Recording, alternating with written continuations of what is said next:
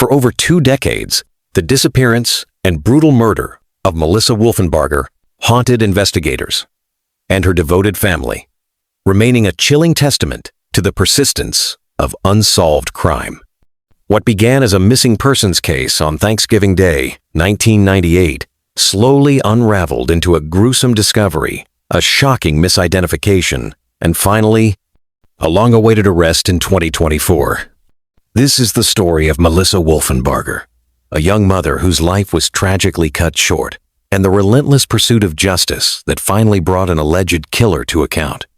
Melissa Wolfenbarger, born Melissa Patton on the 9th of September, 1977, in the tranquil American town of Locust Grove, Georgia, was the youngest child in her family.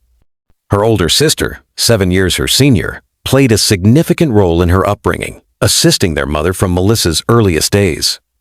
As they matured, the two sisters developed an exceptionally close bond, a connection that would become a cornerstone for Melissa's family in the years to come.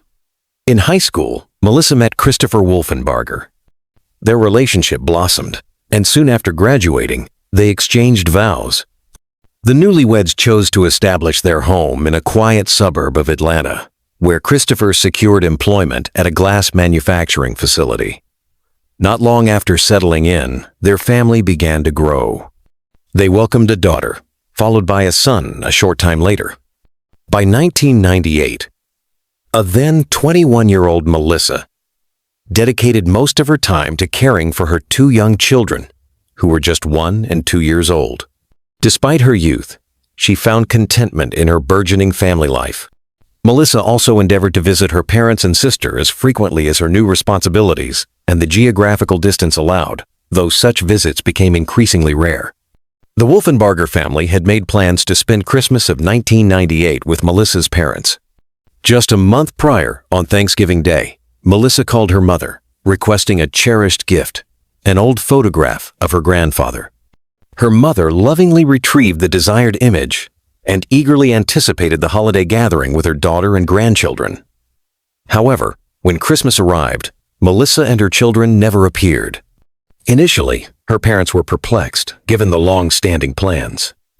They reasoned she might simply be overwhelmed with her responsibilities, particularly since she had recently taken a job at a cafe to supplement Christopher's income, which was proving insufficient for their family's needs. The situation was compounded by the absence of a phone in Melissa's home. She typically called her parents from her in-laws' residence. Since that Thanksgiving call, however, there had been no further contact. Melissa's parents decided to wait, but when her mother's birthday passed without a call, their concern escalated into genuine worry.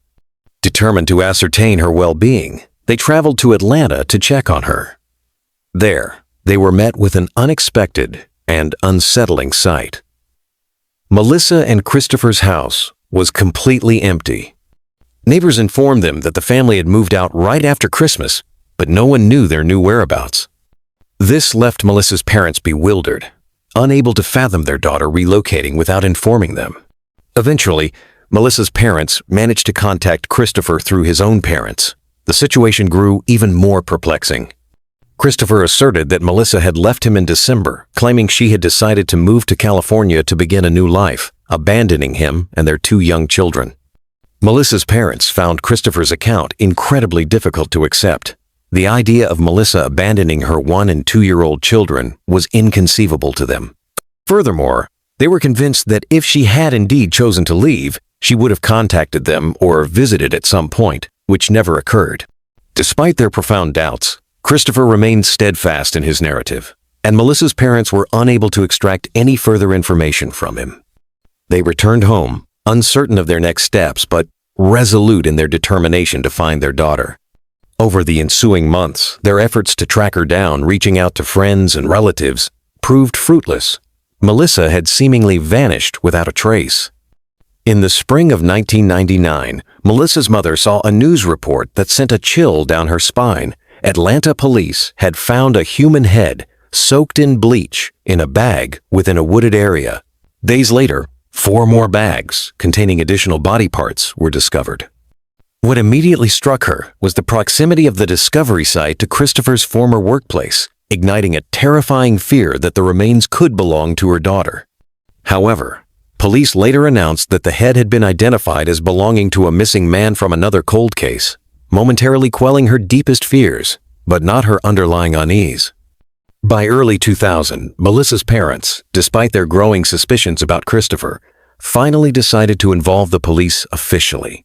However, their efforts yielded little immediate progress.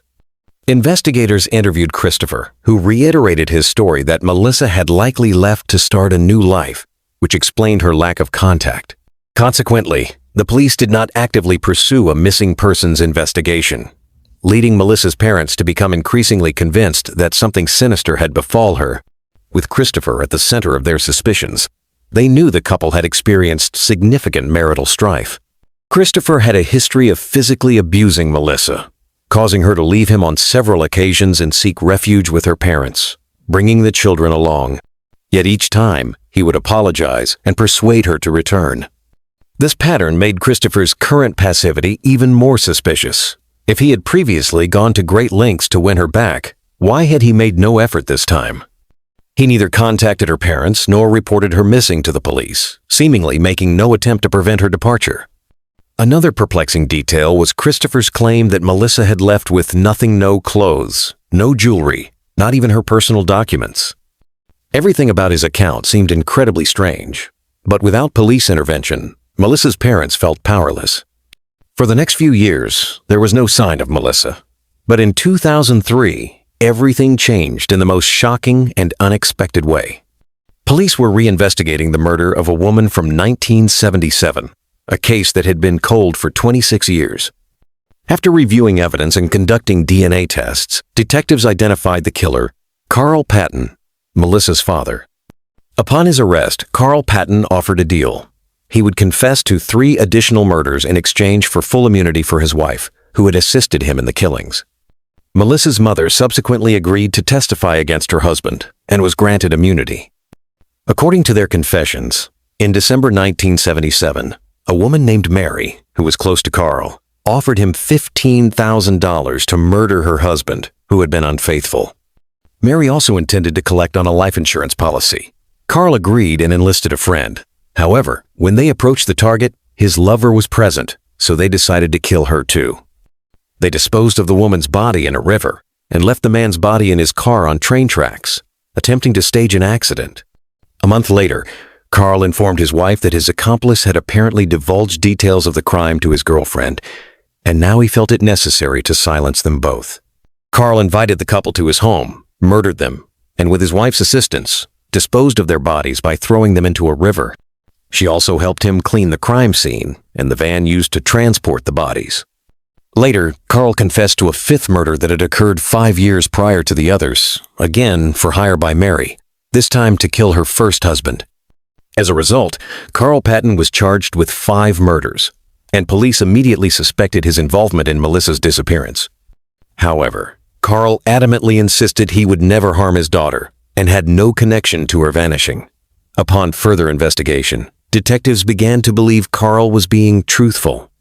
He had voluntarily confessed to 4 additional murders beyond the one they initially suspected him of. Carl claimed deep regret for his actions, and it was this remorse, he asserted, that compelled him to confess. Seizing a critical moment, Carl decided to ask for a favor. He requested a meeting with the lead detective who had linked him to the murders. "You managed to catch me," Carl said, "so maybe you can find my daughter." The detective was intrigued. Here was a man, a convicted serial killer, appealing for help in finding his own missing daughter. It was an unusual, to say the least, and compelling situation. The detective agreed to investigate. He began reviewing the limited information surrounding Melissa's disappearance. A particular detail caught his attention: the bags of human remains discovered near Christopher's workplace 4 years earlier.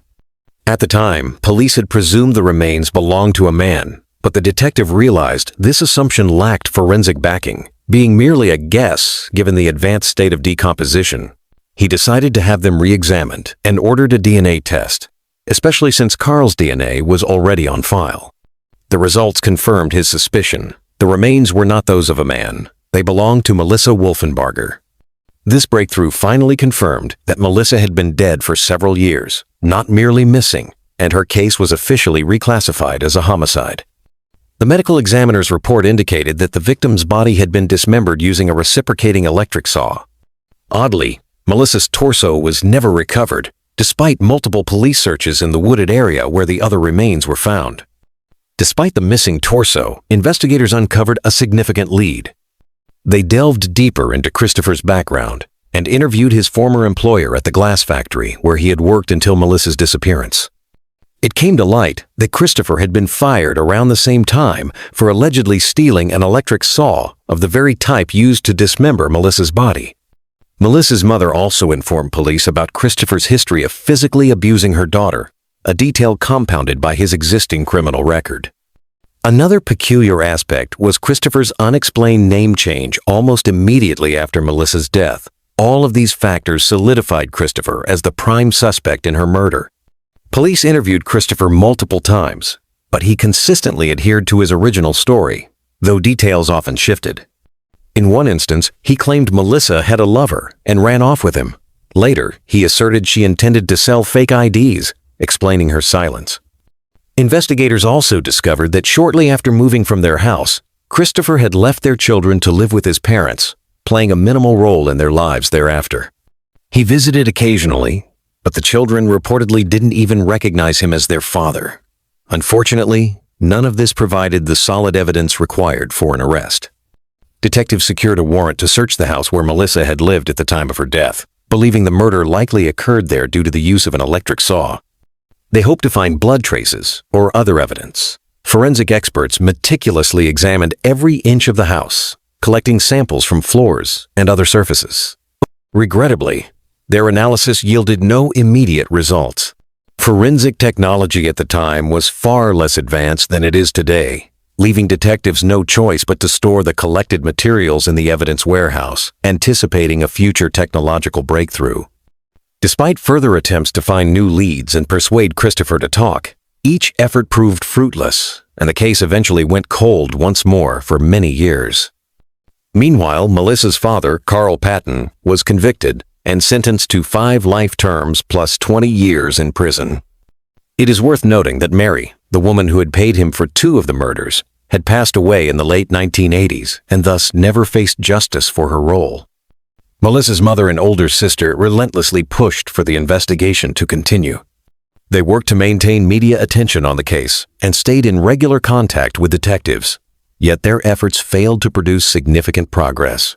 This continued until 2017. Melissa's mother, never relinquishing hope for justice, decided to attend an event where true crime enthusiasts gathered to discuss cold cases and seek new leads. Among the attendees was crime analyst Cheryl McCollum. Melissa's mother approached her, sharing her daughter's story, and then added a detail that immediately captivated McCollum. "My husband committed 5 murders, and I helped him." McCollum became deeply engrossed in the case. Following the event, she meticulously delved into the details, speaking with Melissa's family and maintaining contact with her father, who was serving his prison sentence.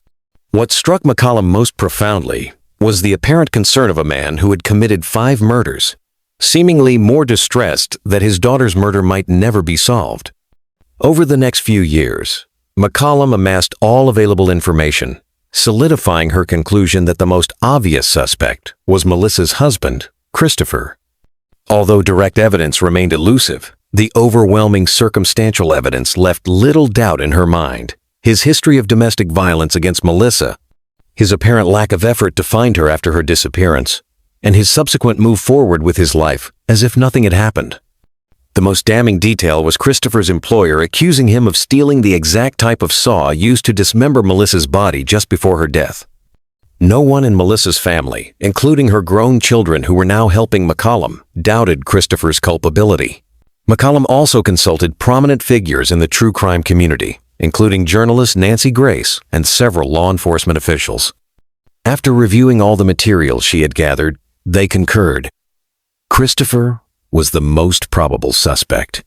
Despite this consensus, a single, undeniable piece of evidence remained elusive, leaving the case at a standstill.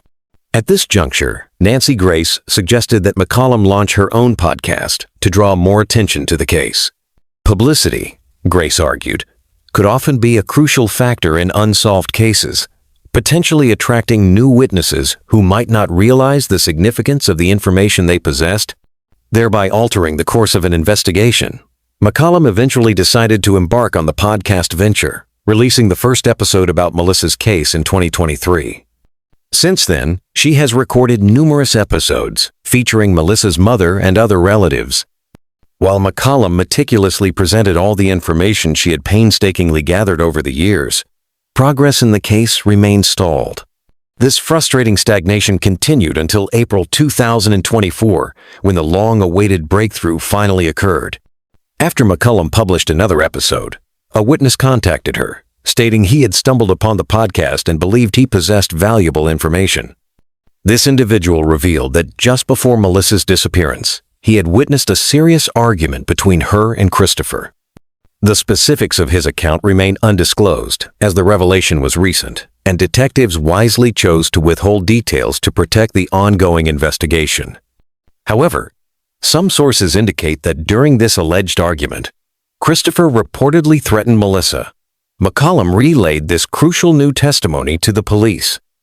This became a critical turning point, prompting investigators to formally reopen the case. Over the next 3 months, police meticulously reviewed the existing case materials, re-interviewed everyone involved, and, crucially, re-examined the evidence using modern technology. Forensic experts analyzed the bags containing the remains, along with various samples previously collected from Christopher and Melissa's former home, believed to be the site of the murder. In August 2024, investigators held a press conference to announce that 25 years after Melissa's death, her husband, Christopher Wolfenbarger, had finally been arrested. As with the witness testimony, police did not disclose specific details about the precise evidence they uncovered during the renewed investigation. However, some sources suggest that advanced modern analysis tools may have revealed DNA traces or other substantial evidence, definitively confirming Christopher's involvement in the murder. The standard practice of withholding detailed information before a trial is to prevent the defense from leveraging it to their advantage and challenging the evidence. Currently, Christopher Wolfenbarger remains in jail awaiting trial. While a preliminary hearing where he will formally enter a plea has yet to be publicly announced as of early July 2025, Melissa's relatives, along with the investigators, hold little doubt that he will face justice. It appears that serious, indisputable evidence has indeed been uncovered. This case is now drawing closer to its conclusion, nearly 26 years after Melissa's life was tragically cut short. Melissa's story has resonated across the country due to its astonishing details. The initial confirmation of her death linked to her serial killer father's arrest and his subsequent plea for help, and the pivotal role of a podcast in attracting a crucial witness whose testimony reignited the investigation, ultimately leading to Christopher's arrest. As for Melissa's children, they too believe in their father's guilt and fervently hope for justice to prevail soon.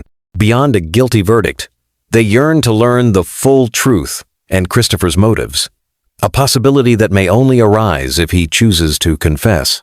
The long and winding journey for justice in Melissa Wolfenbarger's case is a powerful testament to the enduring hope of a family and the tireless dedication of those who refuse to let such tragedies fade into obscurity.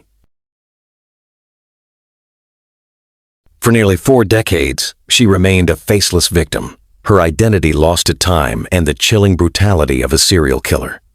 Known only as Horseshoe Harriet, her skeletal remains, discovered in 1984 near a serene lake north of Anchorage, symbolized one of Alaska's most enduring mysteries. Today, thanks to the remarkable advancements in forensic genetic genealogy and the relentless dedication of cold case investigators, this Jane Doe has finally reclaimed her name, Robin Pelkey. Her identification in 2021 not only provided long-awaited answers to a grieving family, but also underscored a pivotal shift in how law enforcement tackles seemingly unsolvable crimes. The story of Robin Pelkey's journey from anonymity to identification began on the 25th of April, 1984, when skeletal remains were discovered near Horseshoe Lake, north of Palmer, Alaska. The remains were determined to be those of a young woman who had suffered both a gunshot wound and a stab wound, suggesting a violent end. The scene was remote, indicative of a deliberate attempt to conceal the victim. Law enforcement quickly responded, and an immediate investigation was launched. Without any identifying documents or distinct physical features, and due to the lack of identifying information, the woman was labeled Horseshoe Harriet, a grim nickname derived from her discovery site. Forensic pathologists meticulously examined the remains, determining she was a white female, likely between 17 and 23 years old. Despite comprehensive checks against existing missing persons reports in Alaska and across the United States, no matches were found. Horseshoe Harriet was formally designated a Jane Doe and was respectfully interred in the Anchorage Memorial Park Cemetery, her grave a silent testament to an unresolved tragedy. The discovery of Horseshoe Harriet was inextricably linked to one of Alaska's darkest criminal chapters, the active years of Robert Christian Hansen. A seemingly ordinary baker and family man, Hansen was secretly a prolific serial killer. Operating with chilling precision, Hansen preyed on vulnerable women in Anchorage, particularly those on the fringes of society, including dancers and sex workers. His modus operandi was uniquely horrific. He was notorious for abducting women, sometimes sexually assaulting them, and then, using his private plane or car, transporting them to isolated, desolate areas of the Alaskan wilderness. There, he would release them, embarking on a twisted hunt before ultimately murdering them with a rifle or knife. His calculated and brutal methods earned him the chilling moniker, the Butcher Baker. Hansen's reign of terror culminated in his arrest in October 1983. Faced with overwhelming evidence, including a meticulously compiled map of grave sites and crucial testimony from a surviving victim, Cindy Paulson Hansen eventually confessed. In 1984, he pleaded guilty to ending the lives of 4 women whose remains had been found in Alaska between 1980 and 1983. He later admitted to killing a total of 17 women, offering details that allowed investigators to locate many of their remains. Robin Pelkey, identified as Horseshoe Harriet, was among these 17 victims. Despite this revelation, her true identity remained unknown for many years. Hansen died in prison on the 21st of August, 2014, while serving his 461-year sentence without parole, taking any remaining secrets with him. But the relentless pursuit of justice for his victims continued. To understand the context of Hansen's crimes and the vulnerability of his victims, it's important to consider Anchorage in the early 1980s. This was a period of significant economic boom in Alaska, fueled by the Trans-Alaska Pipeline and soaring oil prices. The city experienced rapid population growth, attracting people from all walks of life, often seeking new opportunities. This influx also created a transient population, making it easier for individuals to disappear without immediate notice. While Anchorage was developing its civic infrastructure, its burgeoning economy also presented social challenges. A certain anonymity could be found in the rapidly expanding city, and the vulnerable, transient individuals who arrived often lacked strong social safety nets, making them easy targets for predators like Hansen. The downtown areas, with their bars and adult entertainment venues, were known haunts for those seeking to exploit others, and Hansen meticulously exploited this environment. Robin Pelkey herself, as investigations would later reveal, was living on the streets of Anchorage during this period. For decades, the identification of Horseshoe Harriet remained an elusive goal. Traditional forensic methods, while advanced for their time, simply lacked the capability to make a definitive match without a direct comparative DNA sample or a strong investigative lead. Almost 2 decades after her discovery, her remains were exhumed in 2003 in an attempt to extract a DNA sample from her bones. The goal was to match her profile with entries in the Federal Missing Person Database, NamUs. Despite these efforts, no matches were found, and her identity remained unknown. A second exhumation took place in 2014. Again, DNA was collected and uploaded to the Federal Bureau of Investigation's Missing Person Database. However, just like the earlier attempt, this search yielded no results, and she continued to be known only by her nickname. Years passed with no progress until a new approach was taken. The turning point for the Horseshoe Harriet case, and many others like it, came with the advent and popularization of forensic genetic genealogy, FGG. This groundbreaking discipline marries traditional DNA analysis with extensive genealogical research, leveraging publicly accessible DNA databases used by individuals for ancestry tracing or family tree construction.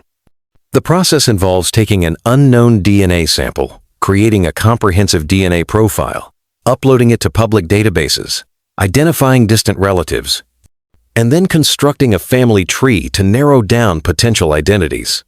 In August 2021, her DNA profile was uploaded into a public genetic genealogy database, opening up the possibility of identifying her through relatives rather than direct matches. This technique, which had successfully helped solve other cold cases, brought renewed hope to a case that had long gone cold. With the help of this database, investigators began tracing genetic connections through multiple close matches. Through meticulous genealogical research conducted by Parabon Nanolabs, working hand-in-hand with the Alaska Bureau of Investigation, ABI, the intricate family tree began to take shape. The findings pointed to a potential match, a woman named Robin Pelkey. Born in 1963 in Denver, Colorado, Robin Pelkey's life trajectory was traced. As a teenager, she moved to Arkansas, but by 1981, she had returned to Alaska to live with her father and stepmother. During the late 1970s and early 1980s, she lived in Anchorage, a city she would remain in until her sudden disappearance. By the early 1980s, she had become unhoused and was living on the streets of Anchorage. However, by late 1982 or early 1983, she had vanished without a trace. Crucially, her parents, now deceased, had not reported her missing, explaining why traditional missing persons databases yielded no results for so long. Based on this strong possibility, Alaska Bureau of Investigation reached out to the Arkansas State Police for assistance. The agency then contacted a very close relative of Robin's and obtained a DNA sample from them, which was sent to the State of Alaska Scientific Crime Detection Laboratory in Anchorage for analysis. By September 2021, the results from the kinship DNA analysis definitively confirmed what investigators had hoped: Horseshoe Harriet was indeed Robin Pelkey.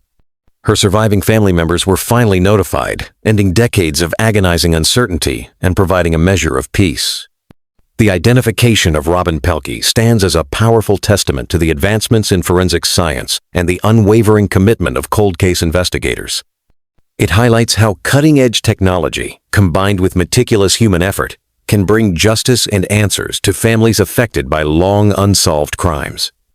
It also sheds light on the often overlooked victims of serial killers, particularly those from vulnerable populations who may not have been reported missing. While Robin Pelkey's story now has a resolution, the work of the Alaska Bureau of Investigation's Cold Case Investigation Unit continues.